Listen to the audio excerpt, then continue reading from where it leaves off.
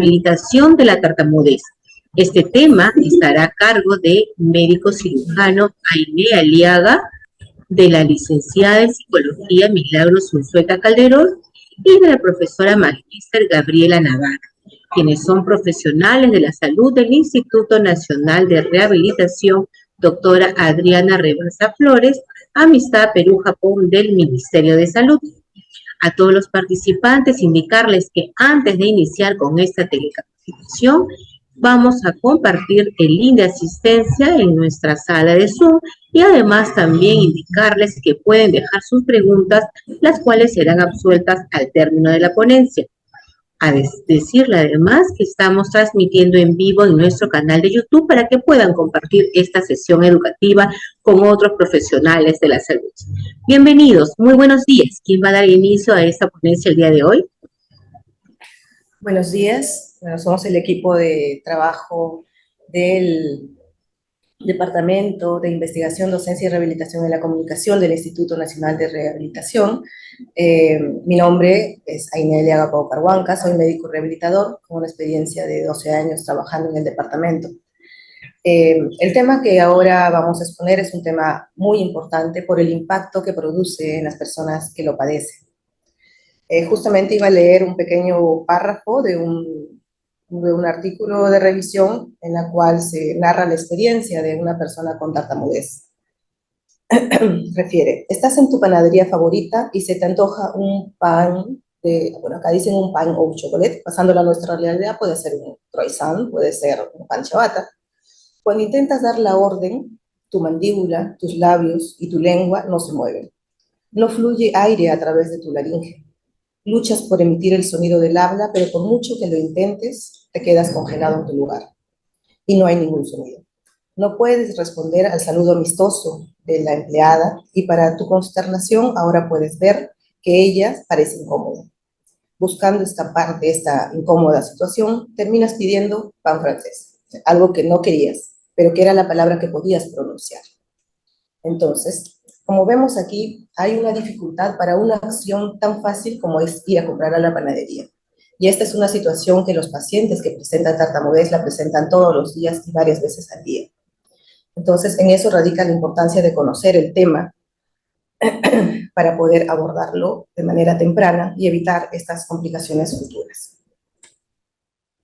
Para saber qué es la tartamudez, pues es un trastorno de la fluidez. Para ello debemos saber qué es la fluidez.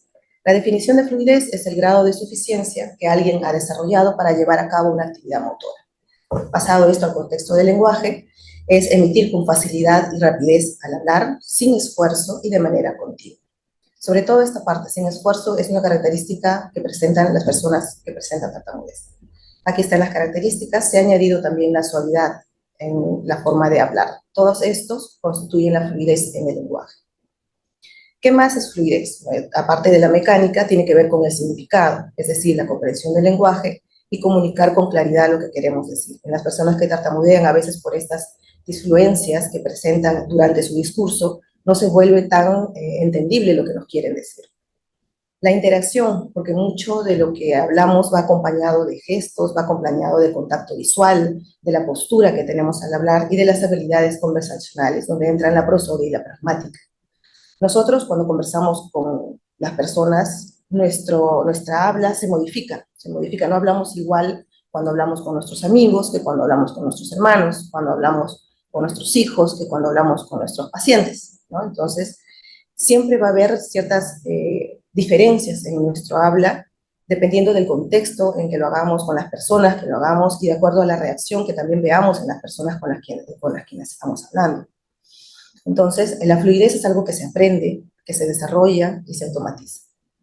Normalmente, cuando nosotros tenemos un discurso, una conversación con algunas personas, tenemos ciertas disfluencias, pero que no se hacen evidentes porque tienen un tiempo necesario y en cierta forma dan significado a la conversación. Por ejemplo, habrán visto que cuando yo estoy hablando tengo ciertas pausas, ¿no? Y estas pausas se dan porque mientras yo hablo, mi pensamiento discurre. Entonces, tengo que coordinar lo que estoy pensando con lo que voy a decir. Entonces, hay disfluencias en nuestro lenguaje, sí, pero no tienen significancia porque se dan en tiempos adecuados. ¿Qué son las disfluencias, entonces? Es una rotura de la fluidez. Existen las disfluencias comunes y las disfluencias tartamudeadas. Las disfluencias comunes, que son, como les dije, las que presentamos generalmente la mayoría de personas, y que también se da en una etapa del desarrollo en los niños, que es alrededor de los 2 años y medio hasta los 5 años, cuando se da esta explosión del lenguaje, donde el niño tiene que aprender a articular fonemas, tiene que aprender a armar sus oraciones para hacerlas más complejas, y a la par se da la maduración social y emocional para que pueda interrelacionar este lenguaje a las situaciones en las que se va a desarrollar, ¿no? El colegio, la familia, los amigos, etcétera. Entonces, hay un gran trabajo de desarrollo en los niños para poder hacer que su lenguaje sea más complejo y adecuado. En las disfluencias comunes se caracterizan porque se presentan en todos los hablantes, sobre todo en estas etapas que les dije de la mayor explosión, que es entre 2,5 a 5 años. No presentan tensión, no hay tensión muscular, no hay un esfuerzo articulatorio evidente. Y se preserva la fluidez, porque a pesar de que se presentan en el discurso, este no pierde su continuidad. Y los tipos tenemos la excitación, la interjección, la repetición de palabras no monosilábicas, de parte de frases o frases completas, y las revisiones. Más adelante voy a explicar cada uno de ellos. Y las disfluencias tartamudeadas, que es común en las personas que tartamudean o en las cuales las disfluencias se han hecho persistentes, en las que frecuentemente hay tensión muscular, hay esfuerzo articulatorio, se interrumpe la fluidez, y ahí tenemos las repeticiones, las prolongaciones y los bloqueos. Para explicar un poco de las disfluencias comunes, esta lámina fue tomada de una institución que se llama Aprendo, que la tomé porque es bastante interesante su clasificación. Tenemos las repeticiones, ¿no? Estas son las disfluencias comunes de palabras no monosilábicas. Por ejemplo, tengo clases. O cuando dices, mi mamá se fue al mercado. Las excitaciones, que son pausas cortas de 1 a 2 segundos, que se toma el hablante cuando está pensando o formulando su discurso. Por ejemplo, quisiera saber cuándo empieza el curso. Primero echamos harina y después las claras, ¿no? Pero que no modifican el discurso, es entendible lo que está tratando de decirnos. Las intersecciones, que son adiciones de sonido o palabras, que no tienen un sentido para la frase, es irrelevante para el mensaje. Por ejemplo, mañana vienes temprano y traes el pan. Y las revisiones, que son los cambios en el contenido gramatical del mensaje o en la pronunciación del audio. Por ejemplo, terminé la tarea de historia de matemáticas. Pásame la mantequilla, no porque lo pronuncié mal. Pero como les digo, todo este tipo de disfluencias no modifican el discurso que queremos brindar.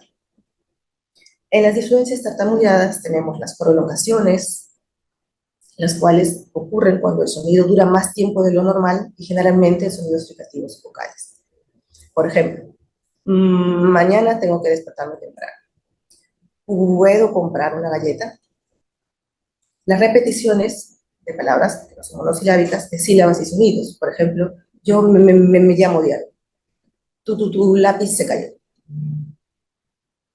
Y los bloqueos, que es una parada brusca en la emisión de un sonido que lleva a cabo y que se produce con tensión, ¿no? Tensión muscular. Ya salí del trabajo. Me gusta el pantalón que llevas, ¿no? El DSM-5 define la tartamudez presentando o haciendo hincapié en estas características como son las prolongaciones, las repeticiones, los bloqueos, las palabras fragmentadas, el exceso de tensión física que produce al hablar, y añade las alteraciones que estas alteraciones causan ansiedad al hablar o limitaciones en la comunicación efectiva, interfieren en la participación social y en el rendimiento académico o laboral. El inicio de los síntomas se da en un momento temprano del desarrollo y las dificultades no se atribuyen a alteraciones neurológicas o a otra condición médica. Que si hay tartamudez por condiciones médicas, sí, pero son otros tipos de tartamudez. Ahora, aparte de estas mecánicas alteradas en el lenguaje, como son las repeticiones, los bloqueos y las prolongaciones, también vamos a ver comportamientos secundarios que el individuo que tiene estas disfluencias desarrolla para, digamos, mitigar un poco estas alteraciones que tiene en su lenguaje. Tenemos las conductas de evitación, que son lo que el paciente realiza para evitar tartamudear. Por ejemplo, sustituir una palabra por otra. En vez de decir, tráeme la pelota, puede decir, tráeme el esférico. En vez de decir, pásame esa hoja, puede decir, pásame el papel. reformular sus oraciones, fingir no saber, que nos pasa mucho cuando evaluamos pacientes con tartamudez, que le preguntamos algo y dicen, no sé, no sé. No es que no sepan, sino que dicen eso para poder cortar la conversación y no no evidenciar su tartamudez. Y los aplazamientos. Y las conductas de escape, que son los comportamientos que también realizan estos pacientes para ocultar su condición, ¿no? Como son movimientos de cabeza, taparse la boca, girar la cabeza, parpadear, ¿no? Tratando de cierta forma de que la persona con la cual están hablando no se dé cuenta de que está tartamudeando. Y muchas veces estos comportamientos secundarios son incluso más difíciles de tratar que las mismas características de la tartamudez. En cuanto a incidencia y prevalencia, afecta aproximadamente al 5% de los niños. En la edad adulta esto disminuye a un 1%. La proporción hombre-mujer también varía. En la etapa de la niñez, en esta etapa de la expresión del lenguaje, que es entre 2 a 5 años, la relación es 2-1, ¿no? O sea, por cada niña, 2 niños tartamudean. En la etapa adulta, esto se incrementa. Por cada mujer, 4 o 5 hombres tartamudean. ¿Y esto a qué se debe? A que la tasa de recuperación es más alta en las niñas con tartamudez a comparación de los niños. También de estas disfluencias que se presentan, digamos, normalmente entre los 2 años y medio y 5 años, el 80% de los niños al llegar a la edad escolar, es decir, alrededor de los 6 o 7 años, dejan de tartamudear de manera espontánea. ¿Cuál es la etiología? No hay una etiología realmente única para la tartamudez. Es de carácter multifactorial y depende de factores genéticos, neurológicos, motores, lingüísticos, sensoriales y emocionales. Vamos a tomar algunos de ellos, como son los factores genéticos, los cuales sí han sido estudiados. Se ha comprobado que en gemelos monocigóticos la probabilidad de que si un gemelo es tartamudo, el otro tiene una probabilidad de 50-70% también de presentar tartamudez. Disminuye en los gemelos disigóticos en un 12%. Un familiar que tartamudea también tiene la posibilidad de que, si el papá tartamudea, un 80% de que su hijo también tartamudee. Y genes asociados que sí han sido reconocidos, sobre todo de la vía lisosomal, como son el GNPT-TAP, el GNPT-G, el LAGPA, el AP4. Sin embargo, estos factores genéticos o la presencia de estos genes predisponen a la tartamudez, más no la causan. En los factores neurológicos también se ha comprobado a través de estudios como las resonancias magnéticas funcionales, que hay alteraciones no solo funcionales, sino también estructurales en el cerebro de los niños y adultos que tartamudean a comparación de aquellos que no lo hacen. Dentro de las funcionales tenemos una actividad excesiva en el hemisferio derecho. Sabemos que las estructuras que tienen que ver con el habla, el lenguaje, están ubicadas en el hemisferio izquierdo. Sin embargo, en estos pacientes se ha visto una actividad excesiva en el hemisferio derecho. Hay una actividad típica en los ganglios basales, incluyendo una disminución de la sustancia gris, y sabemos que los ganglios basales tienen que ver con la coordinación, con la secuenciación de actividades motoras. Hay una hiperactivación de la amígdala, que nos dice que también el sistema límbico relacionado con las emociones también se encuentra con una hiperactivación. Y diferencias estructurales, como diferencias en el cuerpo calloso, un plano temporal más grande, se ha visto que el grosor de la corteza de las áreas motoras del lado izquierdo están disminuidos, la sustancia blanca también disminuye en estas áreas motoras y en el córtex auditivo, ¿no? Que no se conectan adecuadamente. En sí, en conclusión, en la tartamudez se observa que la disfunción es sobre todo a nivel de redes, ¿no?, interneuronales. ¿Cómo percibe la persona que tartamudea? Como una sensación de pérdida del control de habla. Sabe lo que quiere decir, pero no puede decirlo, y no sabe por qué no puede decirlo. Esto lleva a patrones de respuesta, conductuales, emocionales, cognitivos, que dentro de los factores ambientales crean un impacto negativo. Factores de recuperación. El sexo femenino, como dijimos inicialmente, de niño la relación es menor, en adultos se incrementa, porque en algunos estudios se ha considerado que el factor hormonal de la mujer hace que, digamos, desarrolle en forma más acelerada ciertas áreas involucradas con el lenguaje. Sabemos que las niñas hablan un poco más rápido que los hombres, y la pronunciación y articulación de sus fonemas también se logra en un tiempo más temprano que los niños, y por ahí podría deberse a que el factor de recuperación en niñas sea mayor. Ausencia de antecedentes familiares de tartamudez, la edad más temprana, el inicio de la tartamudez. Puntuaciones altas en lenguaje expresivo y receptivo. Se ha visto que estos niños en los cuales se perpetúa la tartamudez También está alterada el lenguaje expresivo, sobre todo en la parte fonológica y morfosintáctica, y la menor frecuencia de tartamudez. En cuanto a la evaluación, bueno, la historia clínica, la anamnesis es importante, ver los antecedentes, las características y cuantificación de la tartamudez para ver la gravedad probablemente, y los factores relacionados a ella, como son estos comportamientos secundarios. El análisis de la interacción comunicativa, la interacción niño-padre, la interacción niño-evaluador, el lenguaje espontáneo, la lectura, el canto, porque vamos a ver que en actividades como lectura y canto a veces los niños no tartamudean, y es porque las entradas o las áreas que se activan en estas actividades son diferentes a cuando hay un habla espontáneo. Entonces, todo esto es importante observar y también ver cómo es la relación o cómo es el trato del niño en casa, en el colegio, qué tanta presión hay, qué tantas situaciones de estrés pueden haber. Ojo que el estrés o la ansiedad no generan tartamudez, pero sí pueden ser un factor que incremente, digamos, la complicación para su tratamiento. Bueno, ahora vamos a ver el tema del tratamiento de la tartamudez, que está a cargo de la licenciada Gabriela Navarro. Buenos días con todos. Soy la magíster Gabriela Navarro. Soy profesora licenciada en Disturbios en la Comunicación y especialista en tartamudez.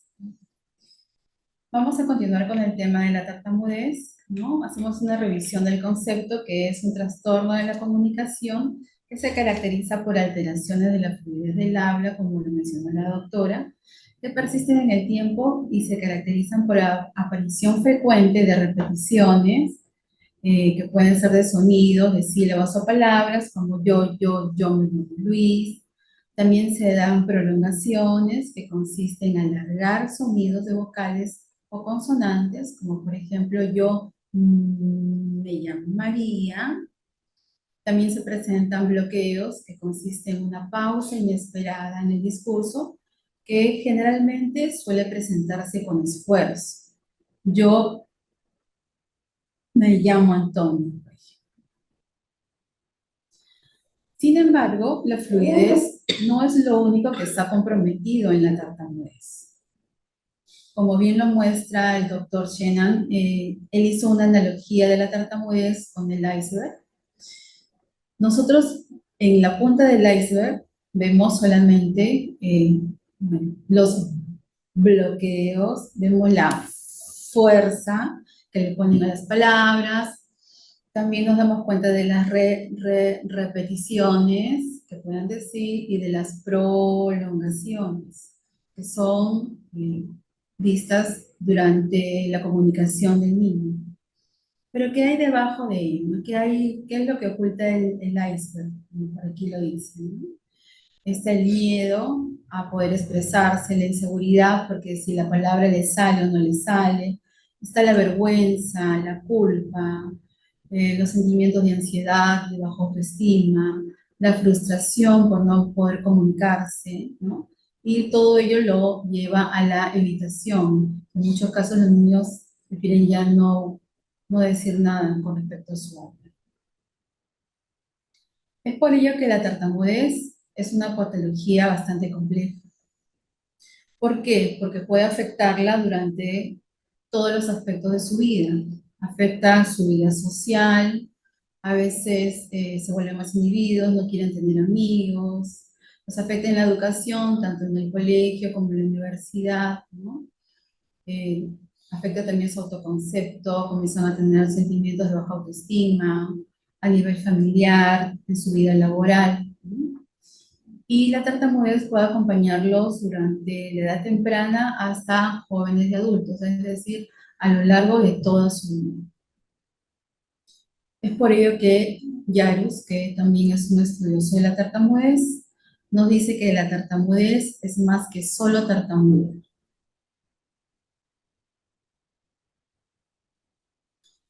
Por ello es importante que la identificación del trastorno y el inicio de la terapia lo antes posible son esenciales. ¿Para qué? Para promover la fluidez verbal, para que el niño se sienta más cómodo con su habla, para poder prevenir el empeoramiento de estas manifestaciones, ya que hay diferentes grados de severidad de la tartamudez. Hay una tartamudez leve, moderada, severa, muy severa, ¿no? Y de repente el tratamiento tardío, ¿no? puede llevar a que una tartamudez leve se pueda convertir en una tartamudez más severa. También nos ayuda a reducir los impactos en la vida de los niños, porque como ya hemos visto en las diapositivas anteriores, un niño con tartamudez, si de repente no es tratado a tiempo, puede convertirse en un adulto que tartamudea.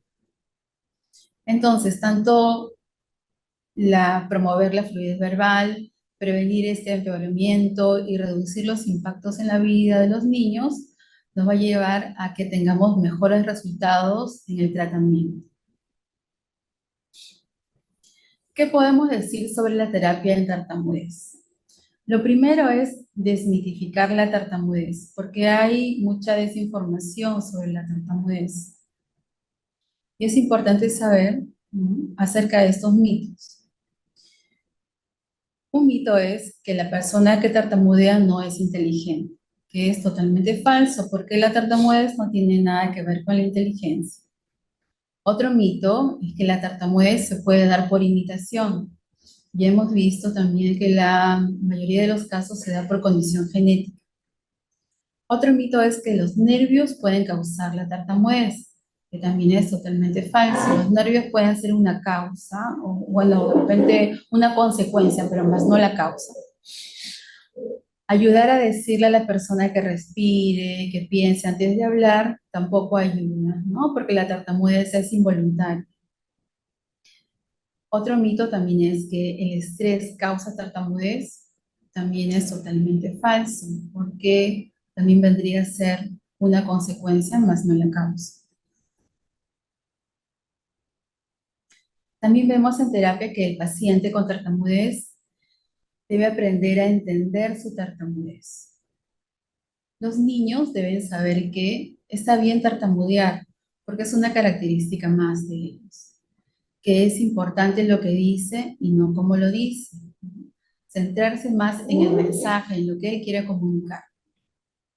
También es importante que sepan que no tienen la culpa de tartamudear, ¿no? Un niño con tartamudez nace con tartamudez, ni sus padres tampoco deben tener esos sentimientos de culpa. Y no deben tratar de ocultar su tartamudez, no evitarla, sino más bien aceptarla y confrontarla. Es importante también en terapia que tanto la familia, la escuela y el entorno social formen parte del tratamiento, porque mientras más personas sepamos acerca de este tema, de esta patología, pues va a ser más importante y va a ser más provechoso para un niño que tartamudea. Entonces, la orientación familiar busca reducir la demanda del entorno social y así facilitar la transferencia y mantenimiento de la fluidez del niño. Es por ello que los padres necesitan saber que deben de prestar atención a la forma de cómo se comunican con sus hijos, cómo les hablan, si les hablan muy rápido, qué expresiones utilizan cuando hablan con ellos, si muestran en sus gestos preocupación, ansiedad, temor, miedo. ¿Cuál es la actitud? ¿Dónde fijan su mirada? Si mantienen el contacto visual mientras ocurre alguna disfluencia, ¿no? Es importante que sepan que es importante mantener un habla lenta en todo momento. Evitar las frases como relájate, respira, no te pongas nervioso, habla más despacio, piensa antes de hablar, porque como ya hemos visto, esto no ayuda a la tartamudez, más bien la empeora. Dele tiempo para responder, no termine ni complete lo que está diciendo. No anticipe su respuesta ni responda por él, porque esto puede provocar menos interés para poder comunicarse. No llenarlo de preguntas y darle tiempo para poder responder, ¿no? Aquí podemos darle algunas preguntas con alternativas, por ejemplo, en vez de preguntarle, ¿y qué hiciste en el recreo? Esa es una pregunta abierta, pero sería mejor darle preguntas con alternativas, como por ejemplo, ¿qué hiciste en el recreo? ¿Te quedaste en el salón de clase o saliste a jugar con tus compañeros? Respetar los tiempos comunicativos, no interrumpirse.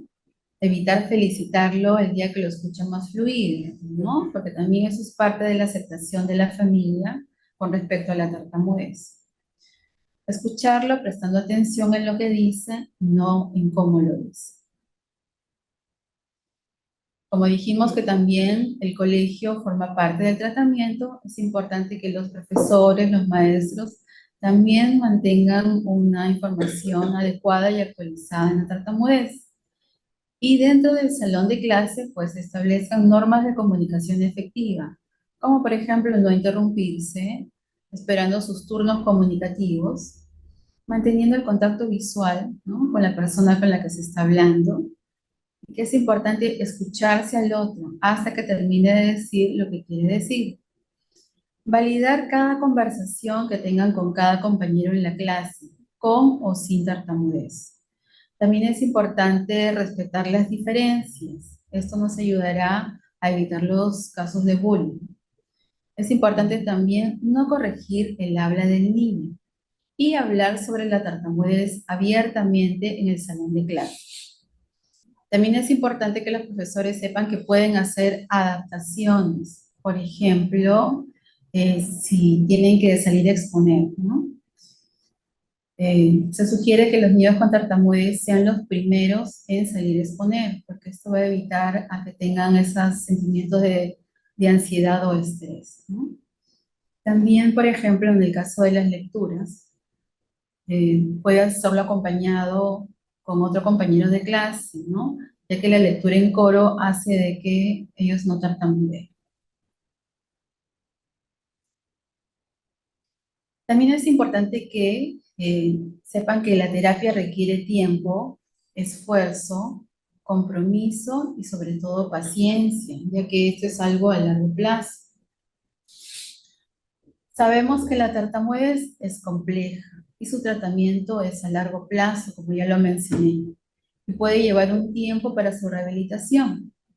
Presionar para obtener resultados rápidos puede generar ansiedad y frustración en la persona que tartamudea, por lo que puede afectar su progreso a largo plazo. Y es importante tener en cuenta también que incluso con la mejor terapia y el mayor compromiso de los padres, el niño puede seguir tartamudeando. ¿Por qué? Porque puede tener una tartamudez persistente, ¿no? Y también porque la tartamudez tiene un tiempo para poder ser trabajado. Por último, es importante también identificar dentro del tratamiento las emociones relacionadas con la comunicación del paciente, tanto en los días que tenga un habla fácil como en los días que tenga un habla difícil. ¿Por qué? Porque hay muchos sentimientos negativos con respecto a su tartamudez, que pueden ser miedo, ¿no?, ya no querer hablar, pueden ser ansiedad, y todo ello, esas emociones tienen que ser trabajados y ser derivados al departamento de psicología para que lo puedan trabajar. Concluyendo entonces, construyendo un mundo más empático, con capacidad de escuchar, compartiendo sentimientos, saber cómo estas emociones afectan sus acciones, teniendo una comunicación positiva, podemos lograr la aceptación de la tartamudez, tanto en el paciente como en la familia. Pero el punto de partida de la aceptación es la familia. Concluyo mi presentación con esta frase: comunicarse es lo más importante, con o sin tartamudez. Gracias.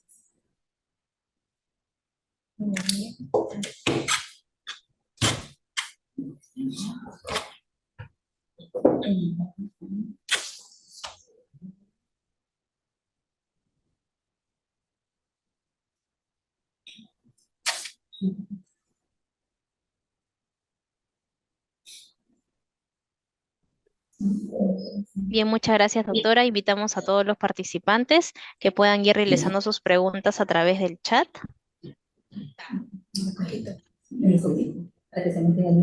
Doctora, nos hacen una consulta. ¿Cómo afecta la tartamudez en el aprendizaje? Sobre todo porque el niño para evitar tartamudear, como les dije en la exposición, ellos tienden a rehuir responder preguntas. Muchas veces repiten no sé o simplemente se quedan callados. Entonces no tienden a responder lo que realmente saben. Aparte de ello, síntomas asociados como la depresión, el bullying, que pueden ser parte que en muchos casos se presentan en los niños con tartamudez, hace que pierdan esta capacidad digamos, tener la facilidad de poder aprender, ¿no? O sea, no es que el niño, la parte cognitiva esté alterada, sino que más bien es la parte emocional que dificulta que él pueda aprender de manera como lo haría un niño que no presenta tartamudez. O sea, son más los factores asociados a su tartamudez que hacen que él no pueda tener un aspecto, un rendimiento académico adecuado. No es por la tartamudez en sí, sino por el entorno en el cual se está desarrollando.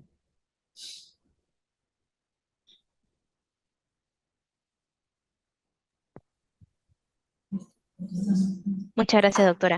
Otra consulta que nos realizan es, ¿por qué se da mayormente o comúnmente la tartamudez? No hay una causa específica, como lo dije también, porque es algo en la cual intervienen varios factores. Sí se sabe que hay una predisposición genética, es decir, hay genes que están implicados en la tartamudez que ya han sido reconocidos, pero para que se manifiesten tiene que haber otros factores alrededor del niño que tartamudea que hacen que esto se perpetúe, ¿no? Que el niño una vez que ya, un niño mientras no tenga conciencia de que está tartamudeando, es más factible de que esta disfluencia espontáneamente pueda eliminarse, ¿no? A través de, obviamente, también con el apoyo de terapia de lenguaje o terapia psicológica y terapia psicológica. Sin embargo, cuando el niño ya toma conciencia de la tartamudez, ya él mismo ha elaborado una serie digamos, respuestas adaptativas a esta tartamudez, como son las conductas de evitación y las conductas de escape, que hacen que se perpetúe, incluso hasta que se vea un poco más severa su tartamudez, ¿no? Entonces, no, como te digo, no hay una causa, pero hay factores predisponentes y el entorno en el que se desarrollan los factores ambientales hacen que se alargue o pase más el tiempo en el cual debería haberse resuelto espontáneamente. Ahora, los niños que tienen la predisposición genética, pues sí, pueden pasar de ello, pero va a depender mucho de cómo se maneje el inicio de aparición de sus disfluencias para evitar que sean persistentes.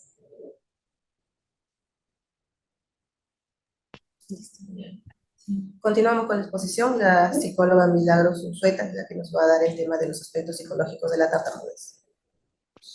Correcto, damos el pase entonces a la licenciada Milagros. Puede continuar. Gracias. Muy bien. Bueno, quien me habla es la licenciada Milagros Unzueta Calderón. Soy psicóloga del Departamento de Lenguaje de hace 24 años y en el Departamento de la Comunicación hemos visto y seguimos viendo estos casos bastante continuos, pero hasta el momento, digámoslo así, hemos visto siempre en función de la tartamudez los aspectos más de tipo etiológicos, médicos, terapéuticos, de lenguaje, pero también aquí, como ya lo señalan quienes me han antecedido, hacen una referencia en que la tartamudez es muy compleja y por ende abarca diferentes áreas que lo vamos a ver a continuación. Entonces decimos, ¿qué más es la tartamudez? La tartamudez nos han dado algunos aspectos y modelos. Los comunes hablaban de los factores externos como internos, pero nos hablan de causas. También podríamos haber señalado lo que ya me han referido, que pueden ser las causas muy variadas y de origen también igual variado. Hay un modelo en particular que vamos a considerar el día de hoy, considerado por Tichenor y Yarus del 2019, en la cual básicamente se centran en 3 puntos importantes, que es la conducta, los afectos y la parte cognitiva. Entonces ya hemos visto que la tartamudez, que va más allá del habla, definitivamente nos dice pues que abarca en realidad todas las edades, prácticamente a nivel de infantes, jóvenes, adultos, y ya tiene trascendencia en todas las áreas ya señaladas anteriormente. Desde la perspectiva que la persona tartamudea, básicamente nos señala que hay una sensación de pérdida de control en el habla. La persona sabe lo que quiere decir, pero por alguna razón que no puede identificar, tiene dificultades al expresarlo verbalmente. Y de allí conlleva ya muchas frustraciones, como ya me antecedió Gaby, señalando mucho en función de este modelo de patrón establecido ya por el doctor Joseph Shinan, allá por la década de 70.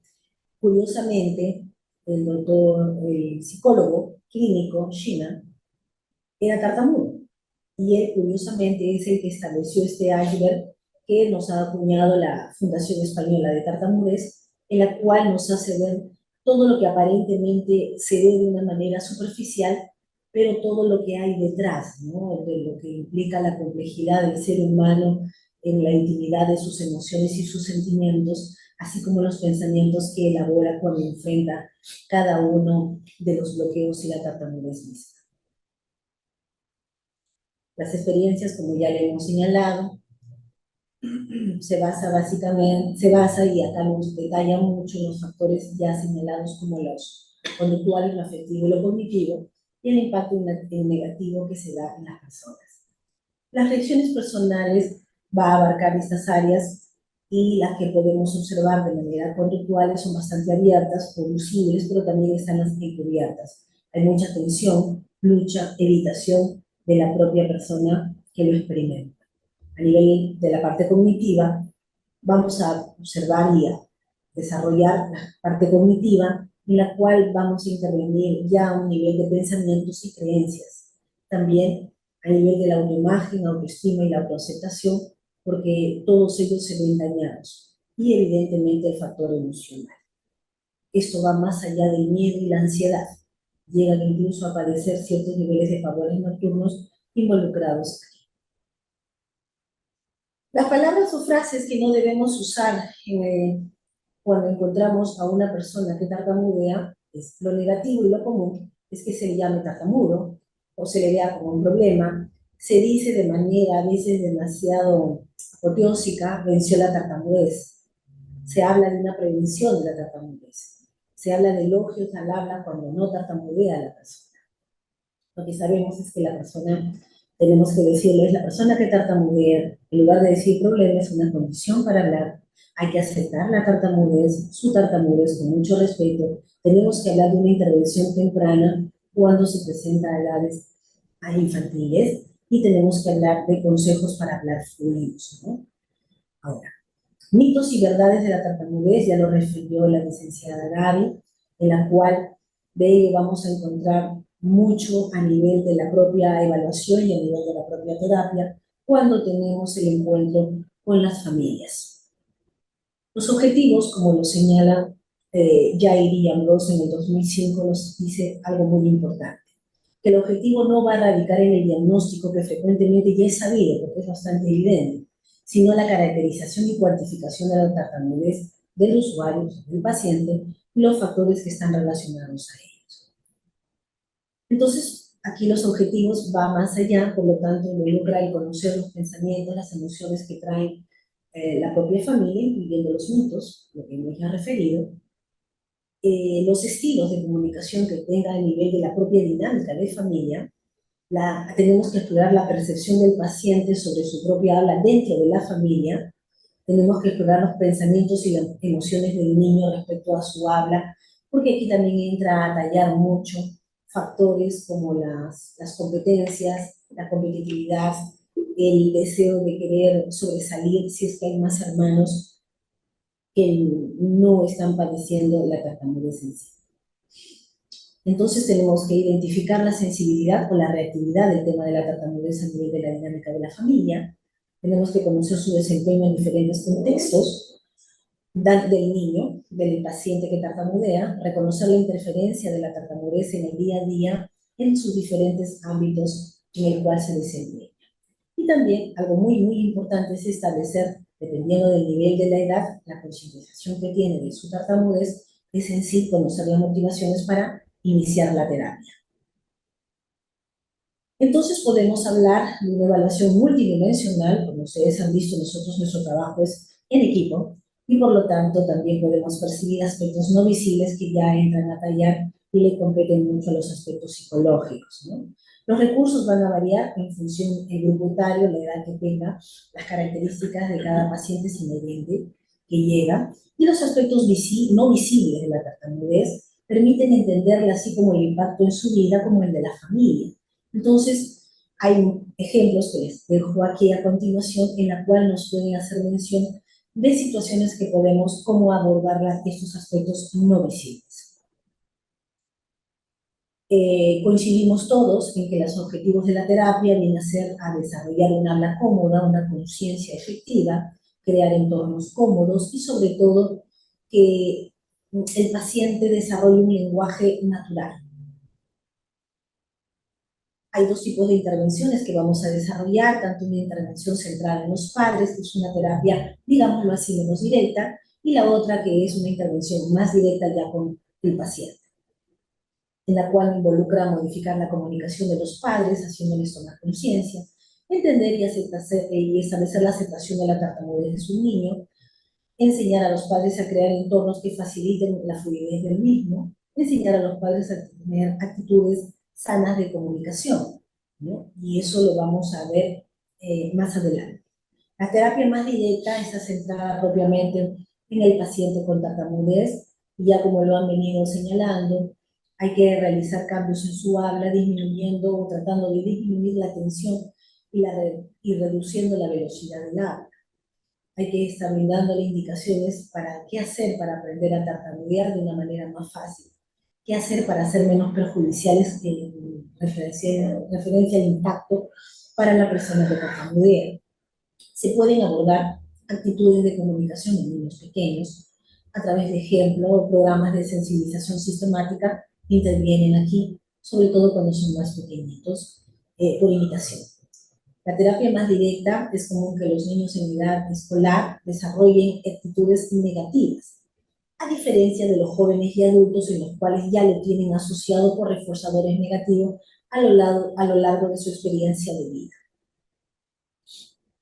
Debemos desarrollar las habilidades de comunicación de manera saludable, adecuada, bajo criterios en los cuales podemos priorizar y valorizar al paciente con tartamudez y ejercerle menos presión de tiempo cuando él está dialogando, hablando, ejercer probabilidades que tienen para presentar dificultades en su comunicación, involucra observar y analizar mucho las situaciones ansiógenas en las cuales se viene envuelto. Es muy importante identificar estos factores estresantes específicos para que se haya establecer un mayor poder de intervención. Situaciones en contra pueden ser los estilos de vida aceleradas, las demandas comunicativas y la manera y las actitudes como reaccionan ante la tartamudez de un niño. No todos los niños van a reaccionar igual, hay factores estresantes, no desde el momento mismo que se les está observando, cómo se les está observando, y poco tiempo que le podemos otorgar cuando estamos dialogando. Ya lo hemos visto anteriormente que hay cualidades inherentes que ya lo han señalado, y por lo tanto estamos hablando de que es importante establecer los estresores comunicativos que funcionan en el niño de manera detractora, sobre todo con ciertas características. Si vemos niños que son sensibles, que son perfeccionistas, que son competitivos y otras dificultades relacionadas. A nivel de su entorno podemos analizar las rutinas agitadas que se dan a nivel de la propia familia, la competencia que ya hemos mencionado entre los hermanos, las frecuentes interrupciones cuando habla, sobre todo cuando tenemos hay hermanos menores en las cuales pues, asumen actitudes bastante egocéntricas. Y también cuando padres establecen ciertos niveles de prioridad de un hijo a otro por preferencias. Y así mismo cuando tenemos padres exigentes, aprensivos, ansiosos y por lo tanto poco tolerantes. Las estrategias que ya lo mencionaron definitivamente es desarrollar el habla cómoda, prioritariamente estableciendo modular su regulación, Y las estrategias definitivamente se dicen, ¿no? Lo que ya mencionó anteriormente Gaby, en la cual prioritariamente es el lenguaje más lento, para que los niños sientan menos presión de tiempo, reducir la sensación en la que deben apurarse para hablar. También no debemos de hacerlo de manera tan lentificada que suene como un diálogo robótico. Limitar la competencia comunicativa involucra evitar o competir por el turno de las conversaciones para disminuir las interrupciones del habla del niño. Requiere la colaboración de todos, asegurarnos de que todos tengan un turno para hablar, y no se espera limitar la competencia verbal todo el tiempo. O sea, no es que no fomentemos la buena competencia, pero sí con respeto y con límites asociados. Y lo que ya aquí se ha detallado, no vamos a redundar. Aquí nos mencionan mucho en función de la entonación, de cómo lo dice, si la persona está acelerada. Los padres muchas veces en la dinámica no solo de un hijo, sino de varios hijos propio de la familia, no son conscientes que están en su actitud ansiosa o aprensiva, están siendo también impulsivos. Y eso hace que el niño también tenga una respuesta, o bien se cohíbe, o bien también los bloqueos se intensifican.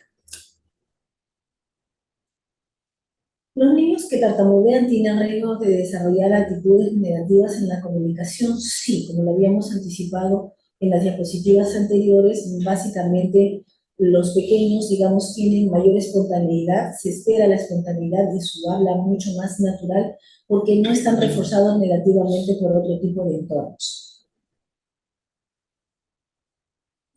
En todo caso, ¿cómo podemos ayudar al niño a no temerle a la tartamudez? Es hablar sobre el tema para que restarle la carga negativa que pueda conllevar. Hay personas que están envueltas en mitos en que creen que el no hablar de la tartamudez no va a existir en la casa. Es más, ni siquiera quieren colocarle el nombre por señalar de que este diagnóstico para ellos se convierta en un rótulo.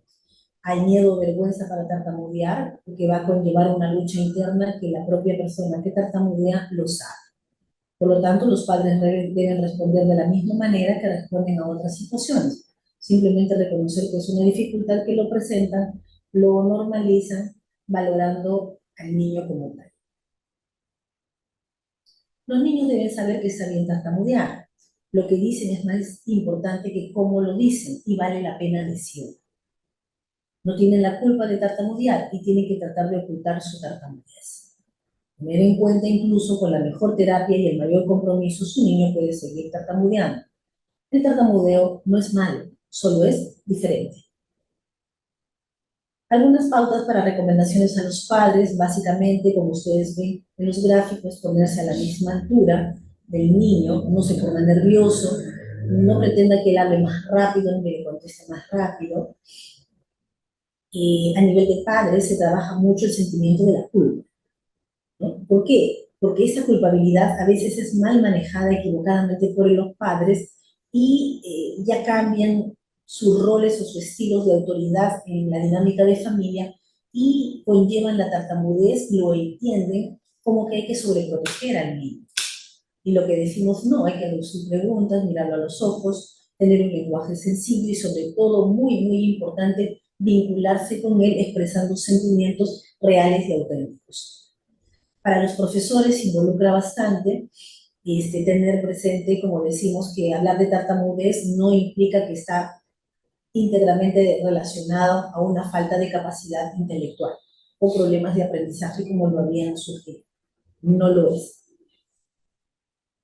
Hay consejos para los padres y los maestros en la cual básicamente se dice no poner caras extrañas ni mostrar ansiedad, preguntarle y hacerle siempre preguntas de cómo puede ayudar, ¿no? No es un enfermo, no es un deficiente, y por lo tanto recordar de manera consciente que tenemos un Día Internacional de la Toma de Conciencia de la Tartamudez, que es el día 22 de octubre, que conlleva el trabajo hacia los pacientes con tartamudez, en las cuales involucra, como les estamos señalando, ¿no? Y esto es una muestra de todo el trabajo psicológico que tenemos que realizar en la intervención con los niños a nivel de lo que es familia, de la terapia más directa también, con el paciente para reforzar la autoestima, para ir mejorando su autoconcepto, para mejorar el control de la ira, ¿no? Acercando a los sentimientos y emociones, favorecer sus estilos y habilidades comunicativas, y eso el trabajo sí se realiza tanto con el paciente de forma directa como indirecta con los padres.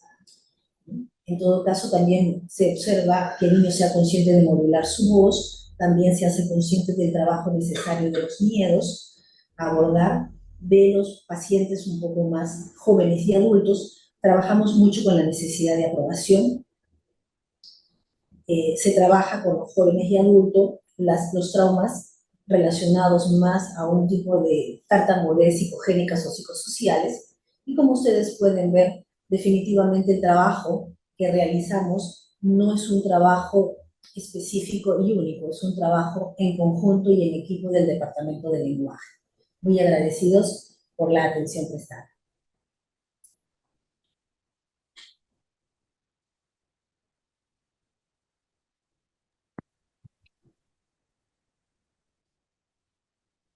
Gracias, estamos atentos a las preguntas que quisieran realizar.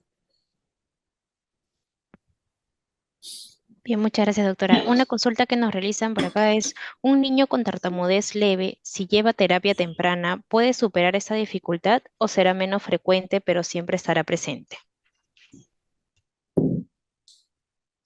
Eh, Como digo, hay factores que tienen que ver con la recuperación del niño, ¿no? Si se ha presentado de manera temprana, tiene un factor positivo de que pueda recuperarse. Si no hay antecedentes familiares de tartamudez, igual. O sea, el hecho de que haya una intervención temprana favorece a que se pueda disminuir esa tartamudez. Que desaparezca por completo no se puede decidir así de inicio y decir, no, si este niño sí va a desaparecer su tartamudez, pero sí va a aprender a manejarla, ¿no? Va a tratar de disminuir estos comportamientos secundarios que pudiera tenerlos ya presentes, porque, por ejemplo, tengo una niñita de 2 años, 8 meses, que tiene un hermano que tartamudea, y que a esa edad, 2 años, 8 meses, que recién está empezando a desarrollar su lenguaje, y recién tiene 6 meses que ha empezado a presentar disfluencias, la niñita ya tenía comportamientos de escape,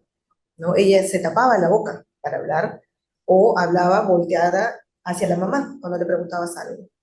Entonces, esta niña ya requiere un tratamiento, por más que sea pequeña, que de repente hay otra niña que empieza una disfluencia, pero no tiene estos comportamientos secundarios sumados, podrías tú solo darle pautas a la mamá y observarla, pero en esta niña, con el antecedente del hermano, con estos comportamientos secundarios, es necesario que tú inicies ya un tratamiento. No podemos nosotros decir que va a estar al 100%, porque eso va a depender de cada niño. La tartamudez se caracteriza porque es variable de individuo en individuo, por lo tanto la terapia también varía dependiendo de lo que encontremos en cada paciente, pero que sí va a ayudar para que su discurso, su conversación sea más efectiva y más funcional, sí le va a ayudar.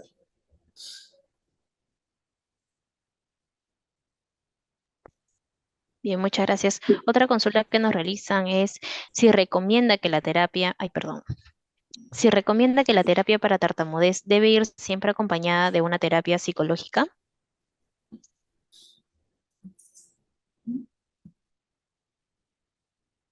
Bueno, de preferencia, se pide en el departamento de lenguaje, el trabajo es en conjunto, en la gran mayoría de los casos, por no decir casi todos, porque engloba el grupo etario, el sexo de la persona, del niño, y en la etapa en la que se encuentra, ¿no? Sobre todo, y básicamente también la familia, porque como dijimos, pues no podemos hacer una intervención solo indirecta a través de familia, que puede ser de un tipo de intervención, pero por lo general cada familia tiene su propia dinámica y por lo tanto su propia idiosincrasia.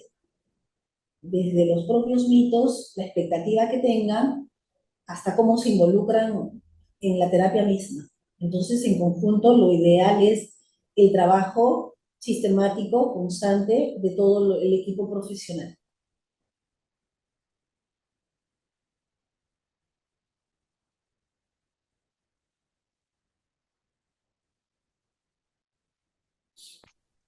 Bien, muchas gracias, licenciada.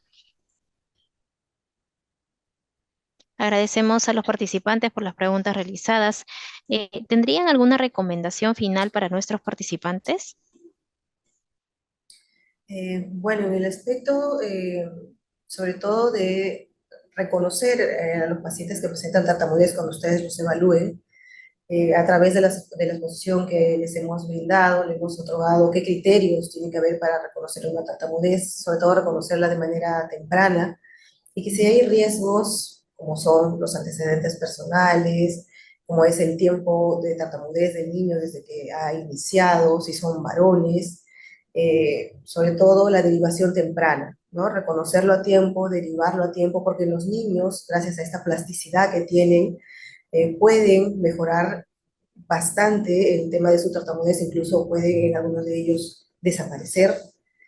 Y en el caso de los adultos también, porque si bien en ellos la plasticidad no es tanta como en un niño, pero se puede reorganizar las estructuras o las funciones cerebrales de tal forma que les va a ayudar a mejorar su comunicación, a mejorar su participación en la vida social, en la vida laboral, en la vida educacional, ¿no? Entonces, sobre todo eso, como profesionales de salud, detectar a tiempo estos pacientes que presentan tartamudez y derivarlos para poder hacer un enfoque, un tratamiento multidisciplinario de manera oportuna, ¿no? Y evitar estas consecuencias de la tartamudez, como son los pensamientos negativos, las depresiones y otros factores que pueden afectar la vida del individuo con esta condición en su habla, que es la tartamudez.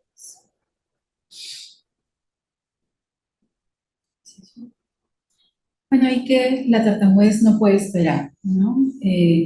Siempre es importante la detección temprana y tratarlo a tiempo, ¿no? No, de repente si alguien les dice, bueno, eso va a desaparecer con el tiempo o es parte de su desarrollo, pues no. Apenas ya presente el niño características de habla tartamudeada, pues es importante que reciba el tratamiento adecuado.